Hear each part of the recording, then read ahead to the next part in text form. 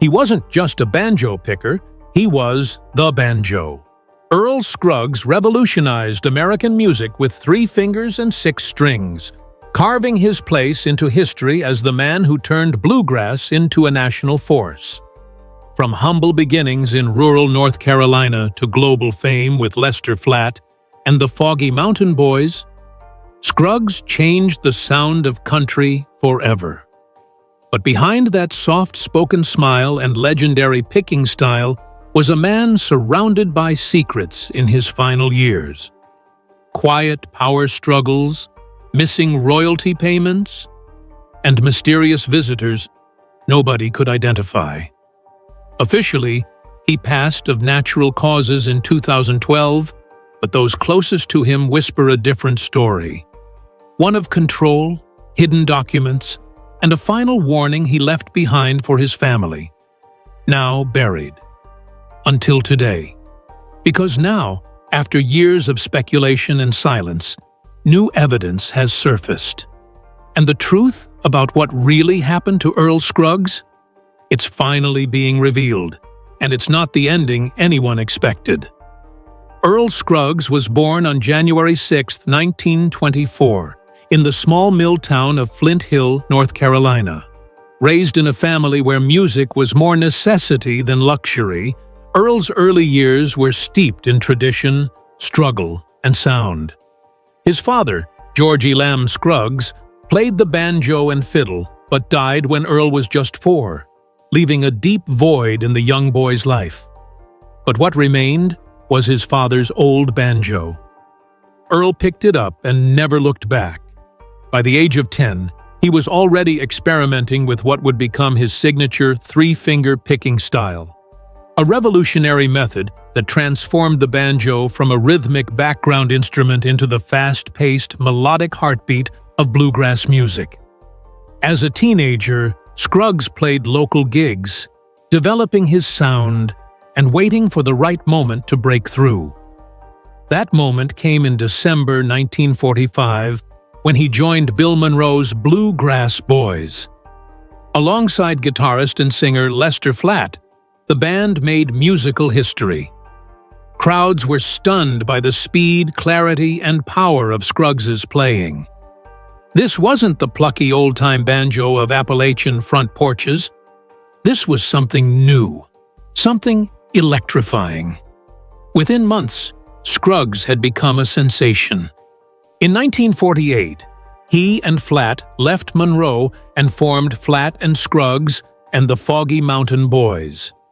Their impact was immediate. Radio shows, hit records, and eventually national television appearances made them household names. Songs like Foggy Mountain Breakdown and The Ballad of Jed Clampett brought bluegrass into millions of living rooms. But even amid their fame, Earl remained soft-spoken and humble, more interested in picking his banjo than chasing the spotlight. Behind the scenes, however, things weren't always smooth. By the 1960s, creative differences between Flatt and Scruggs were growing. Earl wanted to experiment, blending bluegrass with folk and country rock elements, while Flatt preferred to stick with traditional sounds. The tension led to their split in 1969. Earl went on to form the Earl Scruggs Revue with his sons Gary and Randy, ushering in a new chapter of genre-defying work. It was a bold move that brought Scruggs to a new generation of fans, but it also came with criticism from purists and resistance from industry insiders who saw his evolution as a betrayal. Throughout his career, Scruggs quietly built a fortune through royalties, touring, and wise investments. He owned properties in Tennessee, rare instruments, and publishing rights to some of bluegrass's most enduring songs. Yet, in his final years, many close to him say he seemed troubled, haunted not by his past, but by fears of what might happen after he was gone. By the early 2000s, Earl Scruggs had become more than a musician. He was an institution. Tributes, awards, and honors poured in. He was inducted into the Country Music Hall of Fame, awarded a National Medal of Arts, and even received a Grammy Lifetime Achievement Award. For most people, it looked like the peaceful twilight of a long, remarkable life. But those closest to Earl knew something was wrong. Behind the warm public appearances and polite interviews, the aging legend had grown increasingly withdrawn, cautious, and, some said, paranoid. Friends noticed changes in Earl's demeanor. He stopped inviting people to his home. His sons, Gary and Randy, reported that their father had begun keeping detailed written records of every conversation, locking rooms in his Nashville home that had never been locked before. One longtime family friend described it as an invisible storm cloud that followed him.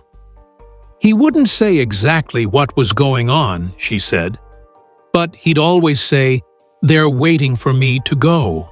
What did he mean? At the time, it sounded like the musings of an aging man, perhaps fearful of death or losing control of his legacy. But now, in light of new information, those cryptic statements seem far more chilling.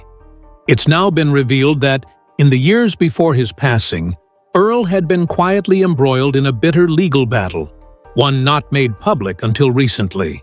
According to recently unsealed court documents, Scruggs had been the target of a sophisticated financial scheme involving several individuals who had access to his estate management and publishing rights. These were not strangers, but people close to his professional circle, some even posing as family friends. Allegedly, documents were altered, royalties were siphoned, and portions of his property rights were being transferred into shell companies without his full knowledge. Scruggs, upon discovering the discrepancies, began taking steps to protect what he had built. He revised his will, appointed new legal representation, and tried to quietly remove those he suspected were involved. But according to people familiar with the case, he was blocked at nearly every turn. Powerful forces, possibly backed by significant industry figures, seemed determined to keep the details buried. He confided in a few trusted confidants, including one Nashville journalist who has since come forward with a handwritten letter Earl gave her in 2009. In it, he wrote, "They think I don't know what's happening, but I've seen too much, and I know where it's going. I won't let them steal my name." The letter was never published, until now. Earl Scruggs passed away on March 28, 2012, at the age of 88. The official cause was natural, a heart condition brought on by age, but those close to him believe the stress, betrayal, and emotional toll in his final years may have hastened his decline. And as more documents continue to surface, the story of Earl's final chapter is no longer just about music, but about a legacy nearly stolen from beneath him. Earl Scruggs's funeral was held in Nashville, and it brought together a who's who of the country, bluegrass, and folk music worlds. It was a celebration of life, with banjos echoing in the chapel and heartfelt tributes pouring in from all corners of the industry. But while fans grieved a fallen legend, a very different conversation was happening behind the scenes, one that would eventually ignite a quiet war over his estate. Just weeks after his death, discrepancies began appearing in estate filings. At first, it was subtle, minor irregularities in royalty checks, unexplained transactions involving publishing rights, and inconsistencies in the paperwork surrounding his Nashville home and intellectual property. But when his son, Gary Scruggs, began requesting a full audit of his father's assets, he encountered resistance. Financial records were lost, some files were locked behind non-disclosure agreements, and certain individuals, long associated with Earl's legacy, suddenly stopped cooperating. By late 2012, the Scruggs family had discovered that key ownership rights to Earl's most valuable recordings had been quietly transferred before his death, without his full consent. These rights, including portions of his stake in the Foggy Mountain Boys catalog, were now under the control of shell corporations tied to individuals with industry ties. Even more alarmingly, it appeared that these transfers had been legally notarized during periods when Earl was suffering from severe health issues, including memory lapses and reduced capacity. Questions arose. Had he been coerced? Or worse, had someone exploited his deteriorating condition? Investigators hired by the family unearthed emails, private memos, and financial records that suggested a premeditated effort to extract value from Scruggs's catalog. One leaked memo from a Nashville-based music rights firm read, "If we wait too long, the family will take it all back. We need it wrapped before spring."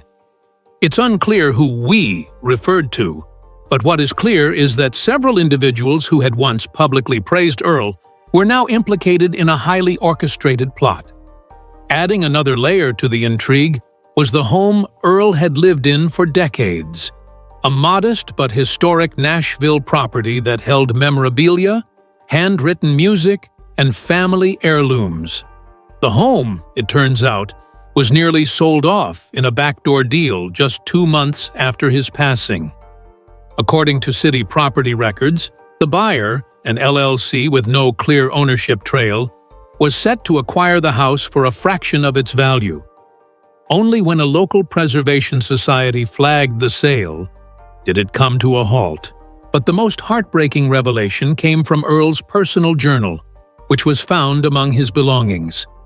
In an entry dated just months before his death, he wrote, "They want me gone so they can take what I built. The songs, the sound. They don't care about the music, just the money. I can feel them circling." The entry ends with a chilling line, "When the banjo's quiet, they'll make their move." And they did. The fallout from the scandal would drag on for years. Legal battles ensued. Former colleagues stopped speaking to each other. And the Scruggs name, once a symbol of American musical purity, became entangled in a mess of lawsuits and public statements. Fans never knew the full story. Until now. Because what happened after Earl Scruggs died wasn't just tragic. It was a heist, a betrayal of the very legacy he spent a lifetime creating. And those responsible? Some were closer to him than anyone ever suspected. As the legal chaos surrounding Earl Scruggs's estate continued to unfold, the tension within his own family began to surface. At the center of the storm was a painful rift between Earl's sons, Gary and Randy Scruggs. Both were talented musicians in their own right, and both had played vital roles in preserving their father's legacy. But behind closed doors, disagreements over how to manage Earl's vast catalog and business dealings began to turn bitter and public. While Gary believed in taking a defensive stance, pushing for audits and legal transparency, Randy reportedly favored a quieter approach, seeking to settle things privately and avoid dragging the Scruggs name through the mud. These opposing philosophies created a deep fracture in the family's unity at a time when it was most needed.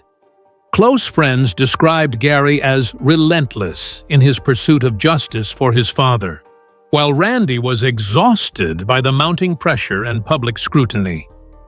Fueling the tension were whispers that not everyone in Earl's inner circle had pure intentions.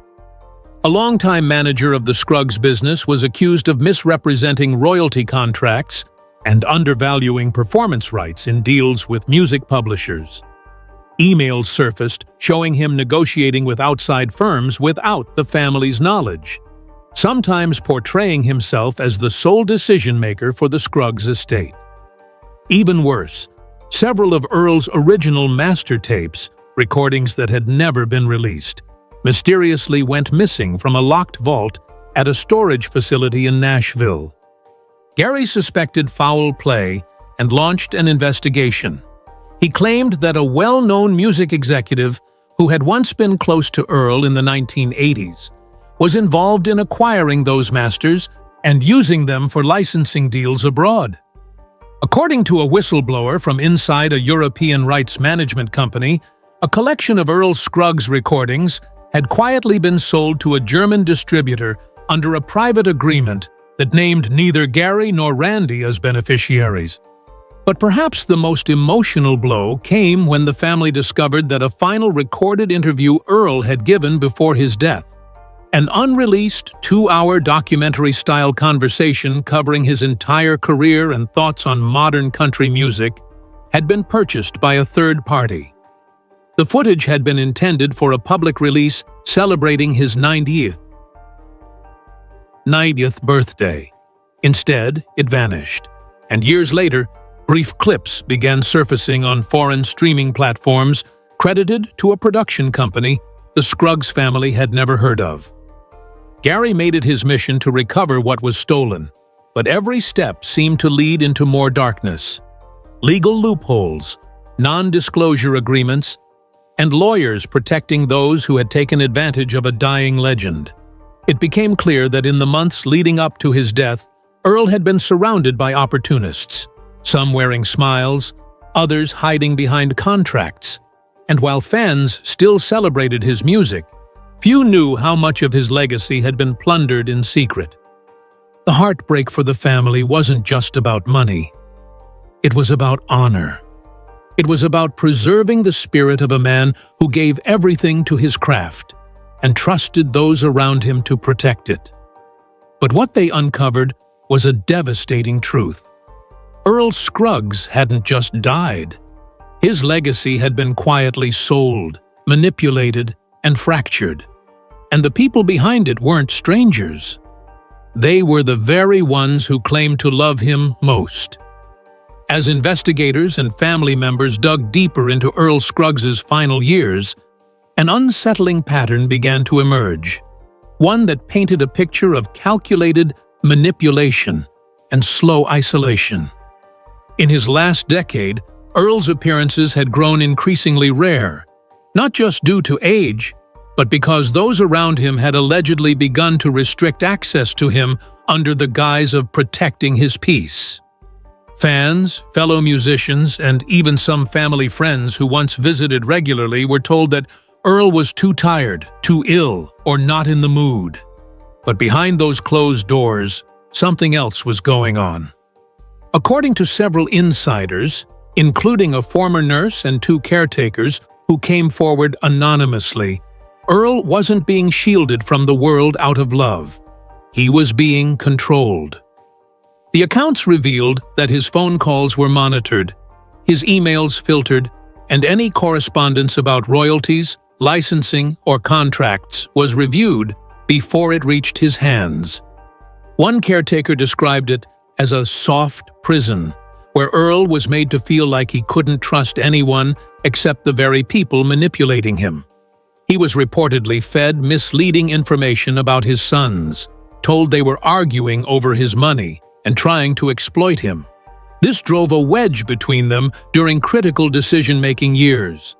This isolation tactic conveniently paved the way for others to gain control of his finances and legacy. Bank statements showed suspicious withdrawals, strange consulting fees, and checks made out to individuals Earl's sons didn't recognize. A former business associate claimed in a recorded deposition that Earl's name had been added to several deals post-signature, with forged initials affixed to royalty distribution contracts that ultimately diverted funds away from the Scruggs estate. The manipulation wasn't just financial, it was emotional. Earl's longtime friend, Ricky Skaggs, recounted a moment when he visited and found the once vibrant banjo legend confused and withdrawn. He looked at me and said, "They tell me you've been trying to take my songs." I was stunned, Skaggs said. It wasn't him talking. It was someone else's words in his mouth. It was later revealed that certain caretakers and legal handlers had convinced Earl that various people were out to exploit him, even when there was no evidence of such claims. This emotional manipulation, paired with his declining health, made him an easy target for those hoping to consolidate power around him. At the heart of this disturbing chapter was the question, how much did Earl really know in those final years? And how many of his decisions were truly his? The more Gary and Randy Scruggs uncovered, the more they realized that the battle for their father's legacy wasn't just about preserving his music. It was about unraveling a years-long deception that had quietly stolen pieces of their father while he was still alive. The mystery of Earl Scruggs' final days wasn't about one big event. It was about 1,000 tiny betrayals that added up to a legacy nearly lost. And what they found next would shake the country music world to its core. The turning point came when Randy Scruggs received an anonymous envelope in the mail. Inside was a USB drive and a short note that read, "You need to hear this. He tried to tell the truth." On the drive were a series of audio recordings, private conversations Earl had made on a hidden recorder his sons never knew he used. In these recordings, Earl sounded frail but lucid, and what he said changed everything. In one of the most damning clips, Earl could be heard speaking to someone he referred to only as Danny. In the audio, Earl expressed concern that his finances were being moved around without his full knowledge. "They keep telling me it's just bookkeeping stuff," Earl said, voice cracking. "But I ain't never signed nothing about giving away my catalog. That banjo sound, my sound, is mine. They can't take it." In another file, Earl described a conversation with someone he clearly mistrusted. "He told me the fans forgot me, said I didn't need to be doing shows anymore. But when I asked why all the money wasn't there, he changed the subject." These recordings, along with new financial documents the family's lawyer subpoenaed, revealed a pattern of intellectual property manipulation. Several of Earl's classic recordings had been quietly relicensed to third-party companies, with contracts backdated and digitally signed, none of which Earl's signature experts could verify as legitimate. And then came the most heartbreaking discovery: a final recorded message Earl left on a scratchy voice memo, dated just weeks before his death. His voice was soft, filled with regret. "If my boys hear this, I just want them to know I was proud. I'm sorry I believed what they told me about you. I was scared. I thought I was protecting you by keeping distance. But now I think they were keeping me from you. You make sure my music stays mine. You make 'em tell the truth." Randy and Gary, devastated by the message, knew they couldn't let their father's final wishes go unfulfilled. They immediately turned the recordings over to their attorney, who launched a formal investigation. What they found was damning: a trail of falsified documents, bank accounts opened in Earl's name without his knowledge, and even property deeds that showed a partial transfer of Earl's Nashville home to a shadowy business entity. The legal battle that followed would become one of the quietest but most significant fights in country music history. While the tabloids barely touched the story, those in the industry began to whisper. Longtime insiders expressed horror that such a legendary figure had been exploited in his final years. Behind the public image of Earl Scruggs, the smiling, finger-picking icon, was a man surrounded by greed, deception, and betrayal. The audio recordings were authenticated, the financial documents were traced, and the quiet whispers became undeniable. Someone had orchestrated a slow theft of Earl Scruggs' legacy from within. But who exactly pulled the strings?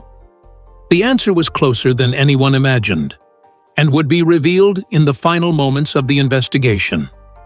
Just when the Scruggs family thought the worst had been uncovered, a name began to appear consistently across nearly every suspicious document.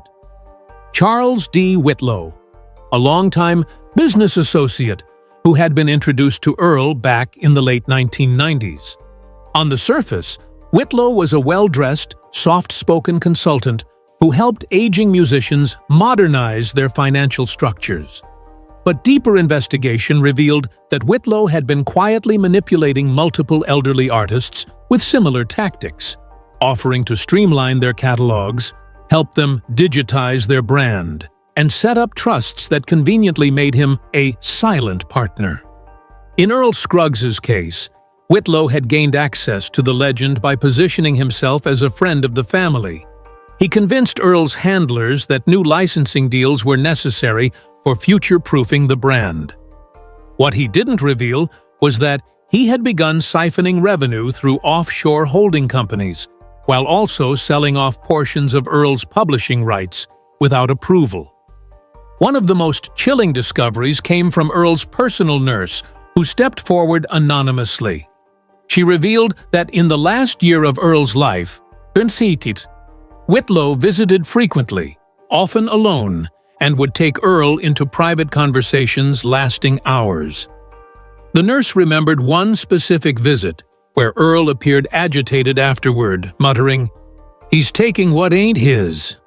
But Earl's declining health and the legal fog surrounding his estate made it almost impossible for him to mount a defense. Gary Scruggs, digging through old emails and bank statements, found evidence that Whitlow had even tried to obtain a power of attorney under suspicious circumstances. The document had been drafted, but never signed, yet Whitlow had acted as though it were valid, making calls, giving orders, and even approving asset transfers. As legal pressure mounted, Whitlow disappeared. His offices were emptied overnight, his phone numbers disconnected. Authorities later found that he had ties to several shell corporations in the Cayman Islands, with banking trails that led nowhere. He was never formally charged, at least not publicly. But the damage was done. Earl's finances had been gutted. His catalog had been partially sold, and his legacy, one of the purest and most beloved in Bluegrass, had been tarnished in silence. The Scruggs family fought back. They launched a legal fund, rallied support from the country music community, and began the painstaking process of reclaiming Earl's rights and reputation. As the pieces came together, a darker picture emerged, not just of Whitlow, but of an entire system that allowed predators to circle aging legends like vultures. The case became a private but powerful warning throughout Nashville. And while justice was elusive, the truth finally had a voice. Earl Scruggs' final years may have been clouded by betrayal, but his family's relentless pursuit of truth was about to reveal what really happened and who was behind it all. Part 9 would bring the final revelation.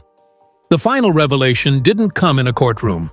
It came in a forgotten folder buried deep in a dusty filing cabinet inside an old Nashville law office, one that used to handle estate planning for country musicians back in the 90s and early 2000s.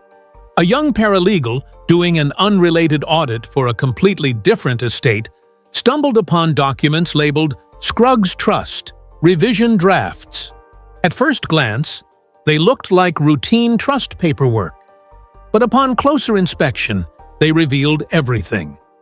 One of the drafts included a clause that would have handed over controlling interest of Earl Scruggs' entire musical catalog and all future licensing rights to a company called Sunbranch Holdings.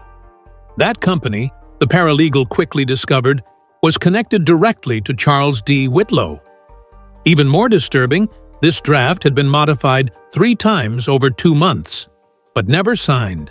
Yet shortly after these documents were prepared, payments began flowing out of the Scruggs estate as if they were legally valid.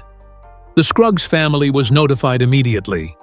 Gary, now armed with concrete proof, reopened the legal battle. Though the statute of limitations had passed for some claims, what mattered now was the truth. It wasn't just about money. It was about restoring dignity to Earl's legacy. The family held a press conference at the Country Music Hall of Fame. Surrounded by fellow musicians and fans, they presented the documents, the timeline, and the betrayal in full view of the public. What emerged was a chilling pattern. Whitlow had used the exact same technique with at least 3 other aging musicians, all of whom had passed under suspicious or sudden circumstances. He used legal gray zones, predatory estate tactics, and emotional manipulation to corner them while they were at their most vulnerable. He didn't just steal money, he tried to erase legacies and rewrite history. But the Scruggs family wouldn't let that happen. With legal advisors and music rights experts, they began undoing the damage. They managed to reclaim partial control over Earl's unreleased recordings, corrected the royalty flows to surviving family members, and launched an initiative to protect elderly artists from similar exploitation, creating what would become known as the Scruggs Act, a legislative proposal to protect creative estates. And most powerfully, they commissioned a documentary series, Foggy Mountain Truth, to lay bare the full story. In it, Earl's grandsons speak for the first time on camera, telling stories of a proud but wounded man who suspected something was off, but never had the strength to confront it directly. They play home videos of Earl quietly strumming on the porch in his final days, seemingly at peace, but distant in his gaze. In one clip, captured just weeks before his death, Earl leans over to his son and whispers something the microphone barely picks up. "Don't let him take it from us." That one sentence became the rallying cry for the Scruggs family and for musicians across the country. It wasn't just about protecting a catalog. It was about defending a way of life, a tradition, a voice that built American music from the ground up. The mystery of Earl Scruggs's final years, long buried under polite silence and whispered rumors, was finally solved. And it wasn't good. It was calculated, deliberate, and cruel. But the fight to reclaim what was his and what he gave to the world was louder than ever. Earl Scruggs is gone, but the truth he left behind now rings out with every note of that banjo.